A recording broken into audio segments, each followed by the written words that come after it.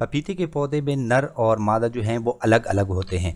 नर पपीते के पौधे में फूल जो होते हैं वो बिल्कुल बारीक पतले से और टहनी के साथ एक स्टाक के साथ जुड़े होते हैं और उस स्टाक के सिरे पे गुच्छों की सूरत में वो फूल लगे होते हैं। फूलों का साइज जो होता है वो बारीक होता है और उसका निचला हिस्सा जो होता है वो भी पतला सा होता है।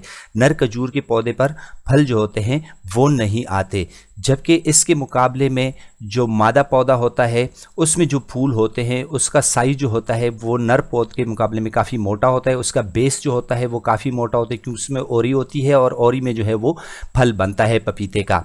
जो मादा पौधे के फूल होते हैं वो नर खजूर के मुकाबले में काफ़ी मोटे होते हैं और वो एक सिंगल स्टैक के ज़रिए डायरेक्ट शाख या तने के साथ जुड़े होते हैं। वो गुच्छे की सूरत में नहीं होते बल्कि अलग अलग फूल जो होते हैं वो डायरेक्ट तने के साथ जुड़े होते हैं, गुच्छे की सूरत में नहीं होते और साइज जो होता है वो नर पौधे के मुकाबले में उसका काफ़ी मोटा होता है।